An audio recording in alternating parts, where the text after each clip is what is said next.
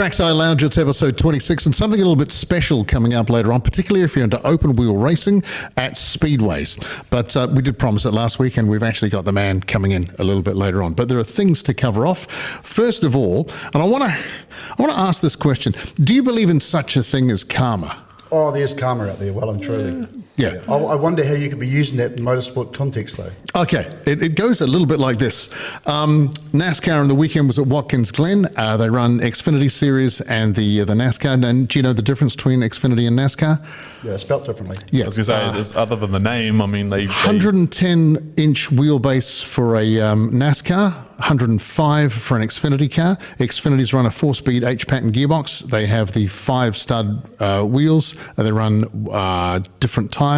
And NASCAR's, of course, they've gone to the centre lock. They've got the transaxle at the back with the 5-speed. See, this is why I call them the journalists. Same but different. Okay, anyway, Xfinity Series, Shane Van Gisbergen is running in Xfinity and NASCAR. Yep. In the Xfinity Series, it's a road course, so naturally SVG is in charge, just gunning it. Although there's a guy coming up who just happens to be in the same team as Shane Van Gisbergen. He was going to be in both races too. He was going to be in both races as well. And you can't help thinking, this young guy, we'll call him Connor Zilisch, because that's his name, has obviously been talking to SVG about how to drive road courses, because he was on fire, so on fire that some people say exceeding track limits, but I don't think that applies in this particular race. Watkins Glen does have a very special NASCAR line, though. Yeah. So, there are a few little liberties taken there sometimes. Mate, you're not wrong there. And tagged the back of SVG in turn 7, SVG wrecked the car, didn't finish. But Connor went on to finish and won the race. So that's well great. done, Good for him. Great for the Celebrations. team. But here we go. Here's the karma bit. He gets to victory lane, jumps out of the car, cheering, stands on the side of the car like they do, falls off, knocks himself out and breaks his collarbone. So I'm just saying that could be karma for maybe tapping your teammate. Does SVG have the ability to harness the equaliser? I don't. But that's like, he broke his collarbone, so he couldn't do the next race. Couldn't do the next race. Their Sunday, Monday. So he's looking to recover. And of course, SVG won the race on Sunday, as you would expect. Now, didn't Shane drive a car in Sandown with a broken collarbone? I was actually just going to bring that one up. He did Sandown a fair few years ago. He had I don't know if it was a broken collarbone, but he it was collarbone. It was? He injured himself, hadn't he? And he started in 17th on that particular race and still came through and won the race. This is the SVG. So Connor, mate, have a chat to SVG, because mate, he'll get you back in the car quicker than you can blink. And he'll show you the real fast lines. Exactly. Yeah, and then he'll say, but behind me, please. Yes, just behind me. So on the whole falling off the roof of your car, and I mean, it sounds comical, but right, how many years, I mean decades even, have drivers won a race, climbed up onto the roof, woohoo, I'm the champion and all that. And I mean, this is probably the first time I've ever heard of it. I'm sure it's happened elsewhere, but as far as... I can tell you in 2017, we had one of our Pulsars at the Lemons get through and actually got our first ever finish, which was really cool, with the Lemons and the Cyclops Commodore as well. And I remember a young guy at the time climbing up onto the roof of the Pulsar, our Hooncorp car, and wrecking the roof, and to this day it's still got a line of the roll cage on the roof. Yeah, well, you didn't fall off and break your collarbone. How many people look at the roof anyway? So no, but yeah, I mean, you just wonder if now that that's happened, is there going to be some sort of a ban or? Also at the NASCAR race, which apparently you're saying Shane won, which we all know he did. He actually got onto the roof and celebrated and didn't fall off. Yeah, and once some person did say that he's going to have to get more balls. Yes. Yeah, so Shane Van Gisbergen, when he wins a race, he takes a New Zealand rugby ball, he signs it and he kicks it into the crowd, and some lucky punter ends up with a ball. So yeah, Shane Van Gisbergen for the first time in his life was actually quoted as, not quoted, he was told, Shane, you need more balls. Nothing to do with his genitalia. Little out of context. Wow, someone had to go there, didn't they? I mean, it was just hanging in the balance there, just a phrase, but someone had to go the genitalia. I don't know that we've actually answered, because we asked a fair few episodes ago about, does SVG just keep a football in the car at all times, or does someone actually hand it to him? The team bring it out to him. I just want to bring up the last race, last episode we had, episode 25, we had Deb Day, and we weren't here at Logical Performance in Ardmore. The first time we weren't here for quite a while. Boy, what a great response that the First Lady of New Zealand Motorsport, I don't know, she won't like that title, but that's okay, because you are technically Deb, and I really enjoyed that episode. I think she was really, such an easy person to talk to, but it was actually pointed out 3 times I had to steer her back to talking about herself because she wants to talk about everybody else. Yeah.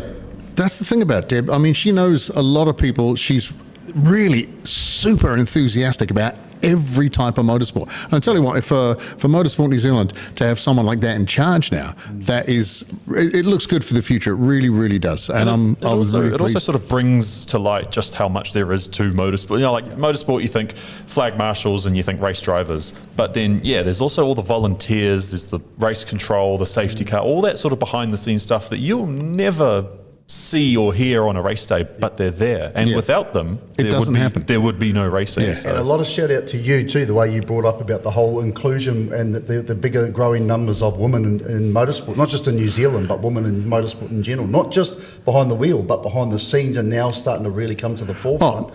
Case in point, the team engineers they were talking about. Team engineers, anything to do with the organisation of it. I mean, honestly, you can't trust a bloke. I know.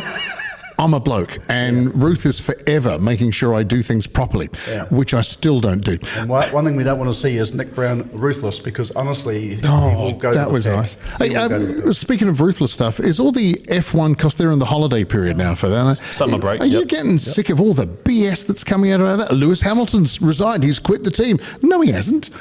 You know, and there's going to be a mass walkout from the Red Bull team because of blah, blah, blah. Well, you see, the thing about that is that all the F1 media outlets, they still got to get their clicks in, man. And what better way to get their clicks in than some scandalous title that absolutely, you must click on this article, and then it's just a whole bunch of fluff and filler. Why don't F1 actually come up with, hey, look, that's a complete load of poppycock from that media outlet, Joe Blogs F1 or whatever it's called. You do that 3 times, like the, if you do a mistake on you lose your license. It's a yellow card, mate. You don't get to come to the next race. Exactly. I don't know. I think, You get to watch it on TV with the sound off. Let's just leapfrog over Formula 1 and move on to something else. On the weekend we had Queensland. Now it's not called Queensland. The track's called Ipswich. Is that right? I always thought it was Queensland Raceway, but it's Ipswich or whatever it's called. And the Supercars were there, and Brock Feeney won again, and Brock Feeney won the sprint. Whoa! Does this hang on? That sounds like really nice. You sound like you're getting a bit tired of Brock Feeney winning. I like Brock Feeney. I don't understand the format fully. I think it's not that the whole championship has been won, but what I don't understand is now that Brock Feeney's won the sprint car championship of the supercars, but not the actual supercar title. Yes. So he gets a yellow card or something. Now he goes straight into like a golden ticket. And he goes straight into the final. Does Brock Feeney now still have his number on the car, or is he number 1? Has Will Brown lost the championship, or is that still? It's just things like that. And also, oh god, here we go. I know, but it's a waffle. I want to fly through it. I don't want to spend a lot of time on it. It's lovely. Anyway, Will Brown in the last race, the big one there, the 200k race, comes into the pits on one of his pit stops there. Comes in on his pit stop, and as he's about to go, the wheels are turning as they drop him down on the ground, and away he goes. Now there was all sorts of penalties handed out for all sorts of driving infringements. Last I checked, that was he never got penalised. He did get a 15-second penalty. For that? Yeah, he did, because No, it was a driving infringement, wasn't it? Yeah, he did get done for it. Okay. I saw some people complaining about it, and Scotty Pye of all people actually chimed in and said, he did get done for it. But on the topic of Will Brown, him and Ryan Wood had a coming together, and I don't know if you guys caught this one afterwards. It was talked about a bit. There were a few birds flipped at each other post race, like in the car. They're driving past, and so it's look. This whole supercars format thing that they're doing, the whole playoffs and stuff. Again, I think it's one of those ones I need to see it in practice before I can fully get my head around it. But I mean, at the moment, the racing's cool. I mean, Queensland, there was some pretty hectic races. A few weather calls that didn't quite end up happening, so that always keeps teams on their toes. But it's we've talked before about wanting a bit more personality from the drivers and a bit more sort of rivalry. So, Wood versus Brown. Maybe. Marco does such a good job explaining all about the cars, the dynamics of the cars, the tyres, how much gas you're going to use. Mark Larkham does a fantastic job. One thing that hasn't really been clearly explained on a regular basis, so dummies can actually work it out, including whether or not Will Brown got penalised or not. But one thing that hasn't been explained, and what that all means and how that all goes. I mean, great that top 10 cars or something go into the final of ones now that Feeney's cemented himself in there. But it's just, I don't know. It's a change. Is it a good change? I suppose the end of the year will be the judge. I'll stop you there. I got confused with your explanation. of that. And I was thinking, I just like watching the cars race. Now, you mentioned the flipping of the bird. Flipping of the bird, Scott McLaughlin and IndyCar racing. Did you see the practice laps? They were racing in IndyCar, and some guy came out of the pits as Scotty McLaughlin was on a bit of a flyer, and the guy, because he'd come out of the pits, cold tyres, occupied the racing line. Right in front of Scotty. He wasn't too happy about it. Had to check him up. On the way past, flipped him the bird, as you would. But boy, did that occupy the TV coverage for a bit. Now, Scott McLaughlin, what's he doing? Oh, he's flipped the bird. Oh, wow, what's he doing? Good Lord, good Lord. Now, IndyCar's got the aero screens, or whatever they call them, right? The big windscreen. So was he able to actually go side on, or did he have to he had his arm right out the top. Yeah. I mean, there was no mistaking what he was. He was blocking his own air induction into the car, because that's how upset he was at that. And sticking with that one, Will Power won it. Christian Lundgaard second. Alex Palau, who is currently the points leader in IndyCar, he came third. Scotty Mac was seventh. Marcus Armstrong with eighth. Good drive. Scott Dixon penalised and came in 11th on that one. And Pato O'Ward, who's sitting second in the championship at the moment, came in 25th. Wow. He really doesn't like those road courses, does he? No. Really doesn't like those. So the championship, the way it stands at the moment, Alex Palau at the top, Pato O'Ward in second, and Scott Dixon, even though he came home in 11th with a penalty, is still running third in the championship, but he is some 200-odd points off of Alex Palau. So there's a slim margin if he wins every single race from here on in, and Alex Palau doesn't start in some of them. He might be able to pull it off for a seventh time. A cracking job, though. I mean, you got, like I said last week, credit where credit's due. I've been a little bit ignorant of just the Kiwis, and after saying that, I've looked at some of the results he's had through the year, just Mr. Consistent. Had a couple of issues, they all do through someone takes you out or whatever the case may be, but ouchies, oochies. So guys, we had a Autokhana on Sunday. That was, I saw a picture. What is it? A Suzuki, little tiny Suzuki. I remember them. Fonte. From the early 70s. And now what they had that one's got a Mitsubishi Mirage motor in the back. Jesus, because they used to have a 360cc engine. I think it had a fair few. Yeah, it had a few little options. You had like a two-stroke, and you had all really tiny engines, right? For one of my K teachers car at school regulations. had one. Yeah, but you could pick it up and turn it around sideways in the car park, and this one's been lightened, and it's centre seater too, so it's got that McLaren F1 flavour about it. But it's not even as long as this disc. No.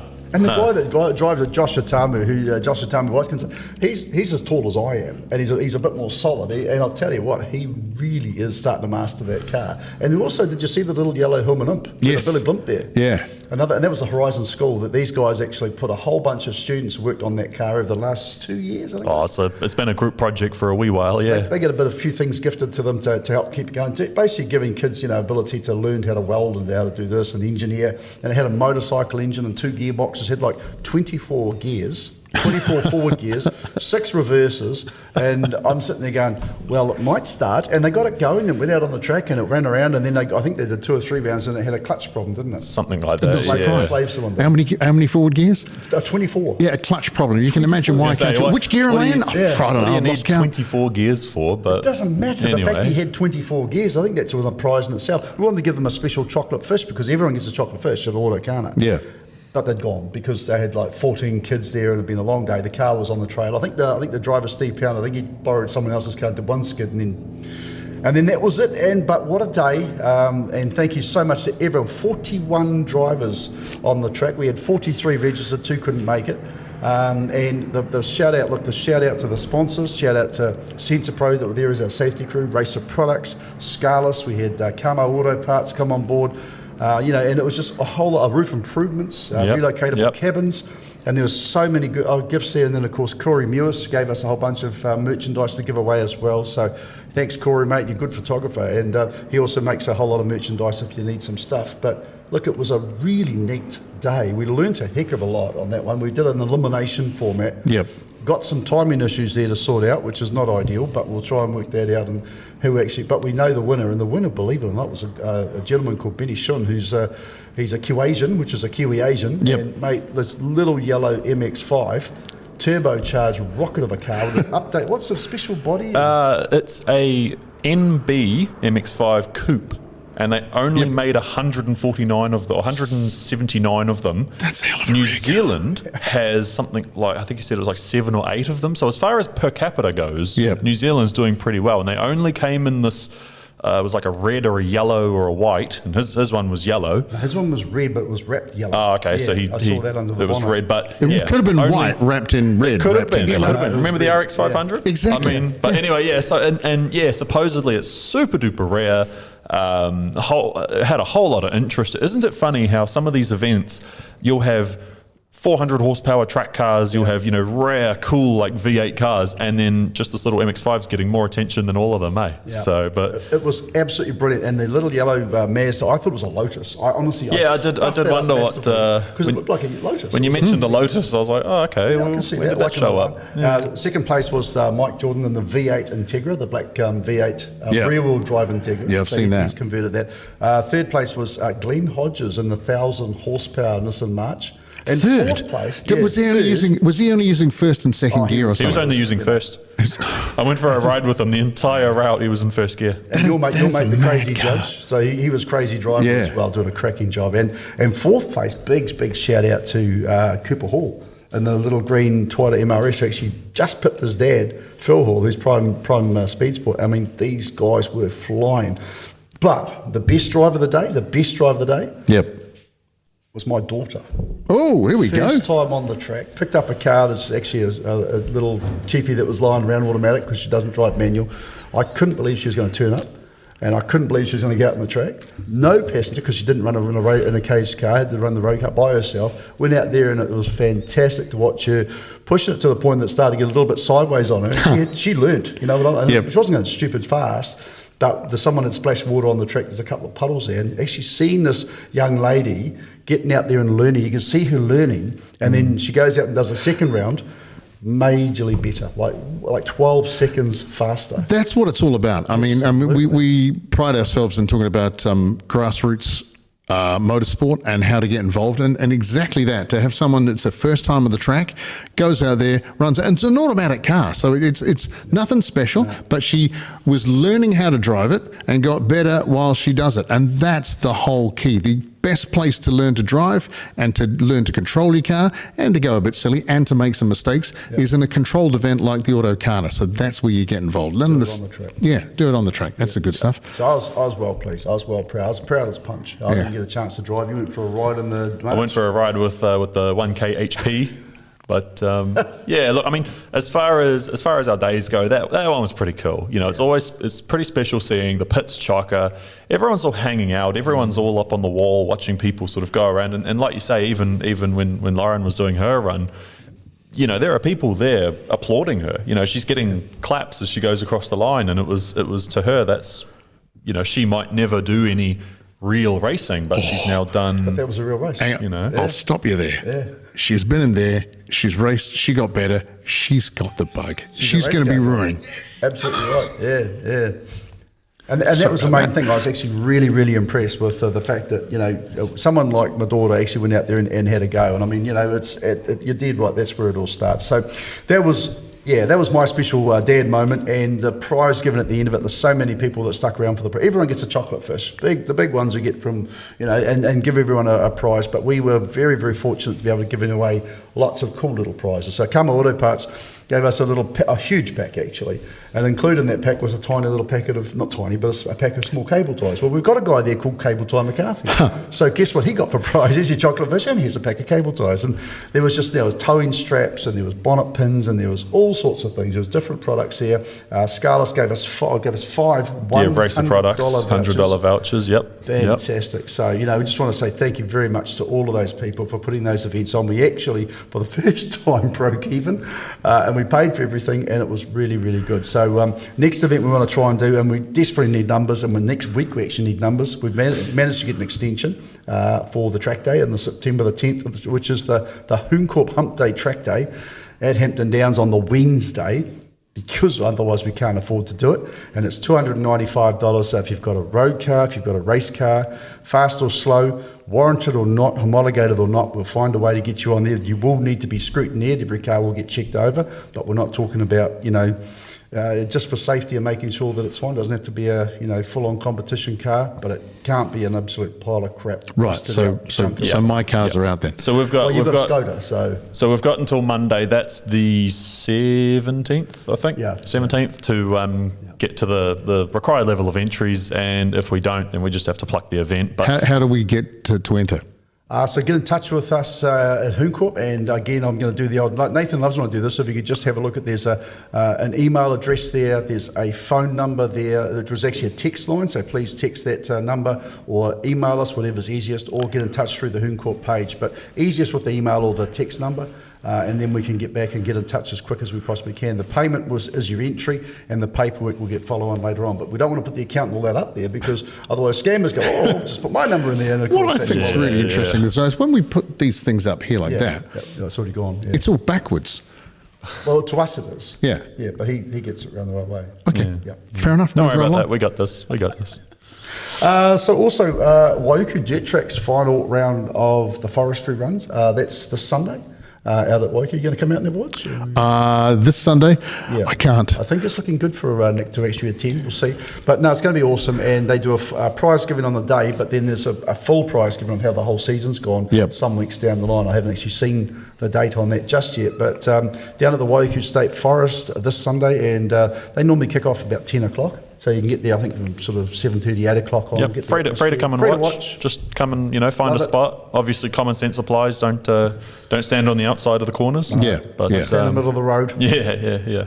They clear the track, and the variety of cars they get there is pretty much what we have too, to be honest. But everything has to be caged. They'll have cars that run at the dirt track, big class. They have rally cars. Sometimes circuit cars with rally tyres, which they have to soften them up quite a lot. But look, there's anything. I've seen stock cars out there. We've seen old mate with his modified, Mr. Turner. Modified, not a sprint car, because again, the Americans are all still chipping in. Oh, that's a sprint car. It's like, well, there's so many differences. New Zealand's modified, and you know all about the overseas speedway. Well, you see, there are such things as modifieds in the States as well, which are slightly different. And it's when, and here we go, this is a bit of history.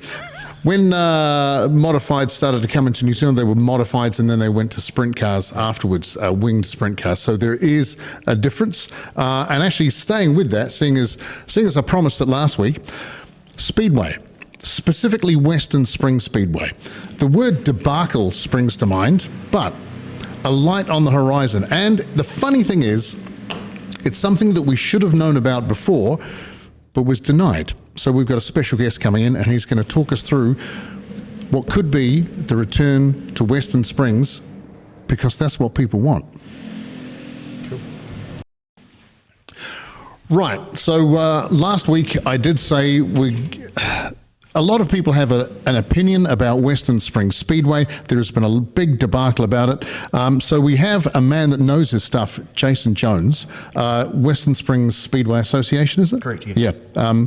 And the idea, just to fill everyone in, for 20 odd years, the City Council has said, that's it for Western Springs, no more Speedway, and yet Speedway still turned up. Now, at the end of the season we've just had, we were told by TAU that that's it.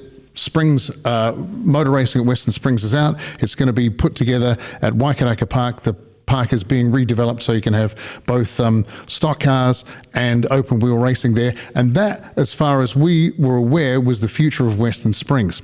Now, the way TAU, and I think I'm right in saying this, TAU had gone about the removal of Speedway from Western Springs is questionable, and there's a court case coming up about that, so we won't get into that. What we can get into is the City Council sent out something, and I live in the area, so I know about this. They sent out something about proposals for the use of Western Springs. There was a football club, there was the Ponsonby Rugby Club going to be there, and also turn it into a concert venue, a mini concert venue. There was option 3, do we keep the status quo? And then suddenly tacked on the end was option 3B, to explore other sporting ventures there, including Speedway. So I'm not sure what happened there, particularly when there was options 1, 2, and 3, and 3B was kind of hidden under the table. The thing is, when it went out and it was ratified by the public, option 3B got 42% of the vote, meaning the public are behind getting Western Springs Speedway back in there. The other options, 3A, some people thought that meant Speedway because it mentioned status quo in there. And TAU were quick to point out that, oh no, Speedway are moving on. So some of that vote could easily be support for Western Springs. So clearly there's a mandate from the people. What I'm really interested in is when the primary preferred option fell over, suddenly I became aware that Western Springs Speedway Association had actually put a proposal into the City Council for that thing, which was, they classed it under option 3B, but we never saw the proposal as a whole. In fact, I'm not sure anyone really knew what the proposal was. It's like we were denied having that knowledge. So, Jason, I'm going to cut through all the opinions and BS that's been going around. What's the proposal that is still live for Western Springs to have Speedway there? What is that proposal? No, great. So the proposal is that we're going to meet a number of criteria that Tutaki are actually reportedly aiming for. So one, concerts are definitely a possibility. Right. As you well know, being a music guy, they've been there for a long time. Yep. So what was not mentioned at council is that 43 metres of fencing or wall between the two pit gates is removable and has been since 1985 when it was designed for concerts. Yeah. So you're actually trying to reinvent the wheel by that proposal in a way, right? So that was obviously a big point that should have been mentioned.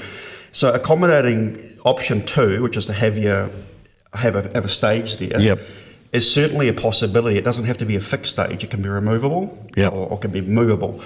So we can accommodate option 2. Ponsonby Rugby can stay because we've got the proposal to have the new club rooms built on Town Bend. Right. The reason we've selected that site is because it's elevated, and a lot of people that have been to the Springs have seen cascading water coming down the terraces when it's rain. We all know what happens there. But it's a natural catchment area and it's never going to change.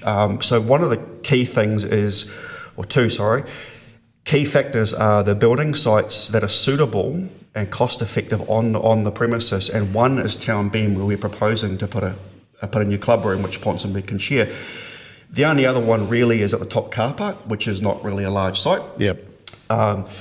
So the other critical factor to bear in mind is that with any proposal you're going to have at Western Springs, the stadium that we have at the moment, which is very minimalistic, is ideal to draining out water, which is what it does. And we've only been caught out twice in 96 years. So 63, we lost about a third of the stadium due to flooding from water from the top of the hills, and obviously in the recent Auckland floods a couple of years ago. But apart from that, the design's proved itself, and that's a key factor because when you're looking at flexibility and maximisation of use, which is what Tutaki claim that they want, this is where we're going with this. Why reinvent the wheel? You can have concerts there, you can have lots of other events there. We're asking for the little strip of dirt that goes around the outside of the track, right? That's what we want to use, and we all know that. Now, the stadium is underutilised, and I know that you live in the area, you drive past it like all the rest of us.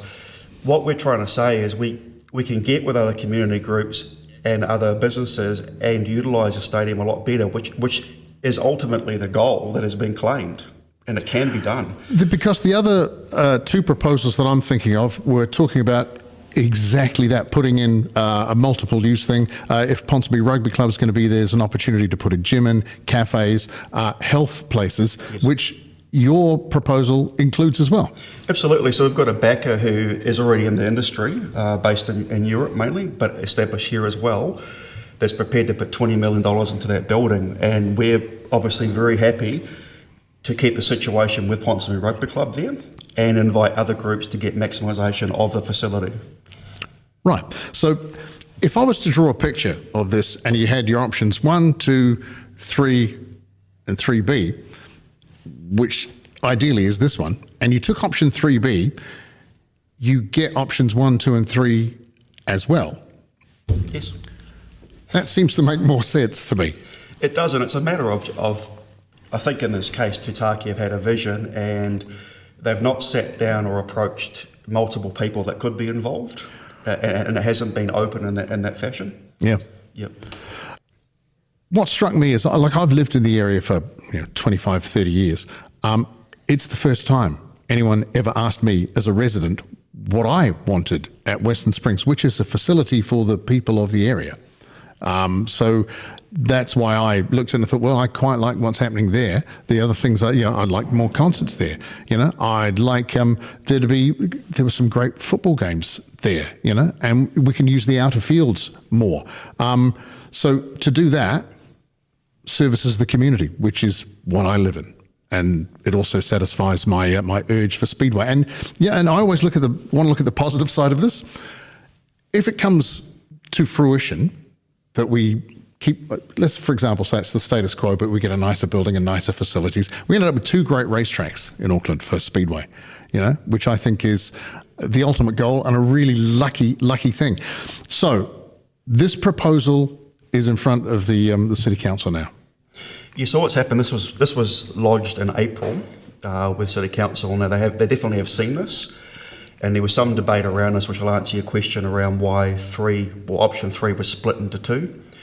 So one of the facts that was raised was that it was after the EIA process for Western Springs, and because that was not a clear process in itself and a little bit confusing. So a number of councillors supported it, whilst others didn't because they claimed it was outside of that time. Right. The time frame. However, the counter argument to that is that with Eccles Entertainment and Ponce Rugby Club, with their submission, they actually submitted 2 separate EIA processes before the process closed, but it was combined into a single one afterwards. Oh, right. So you're really splitting hairs about about the difference between that and what ours is, right? Yeah. So that was a topic of a very long chamber debate, as councillors do.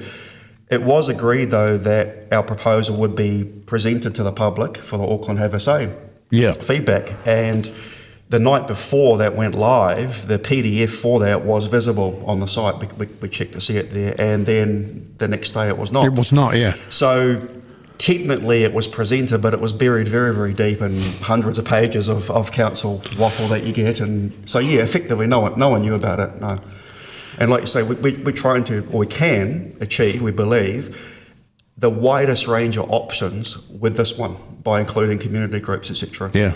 And you've got Tataki, unfortunately, are trying to view this as a business, whereas sporting clubs are not business models. They're sporting clubs for the community.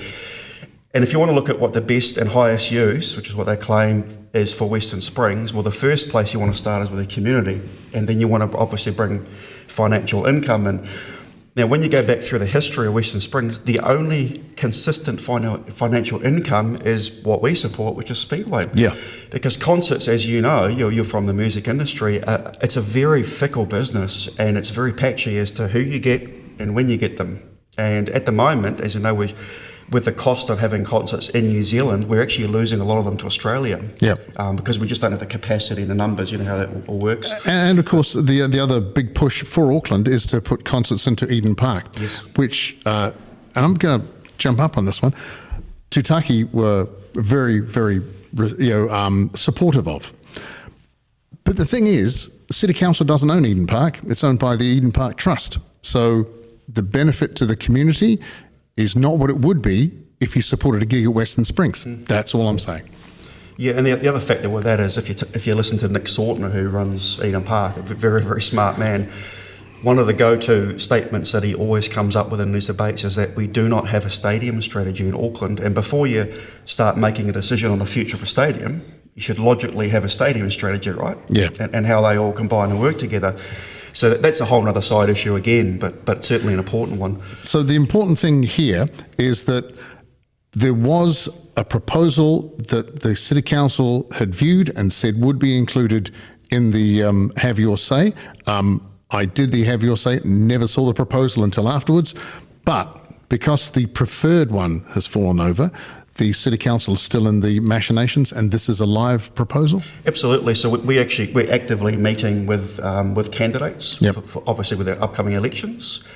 So both current councillors and potential candidates. So we've secured a lot of support from a number of those. So we're actively working on that, and most of them are behind the proposal because they've never actually.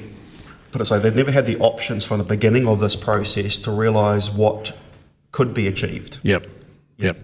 So the upshot of that then is we've cut through the BS. These are the facts. Thanks, Jason, for bringing that up, mate. I really appreciate it. Western Springs has been a very important thing for me over the years, both for concerts and Speedway.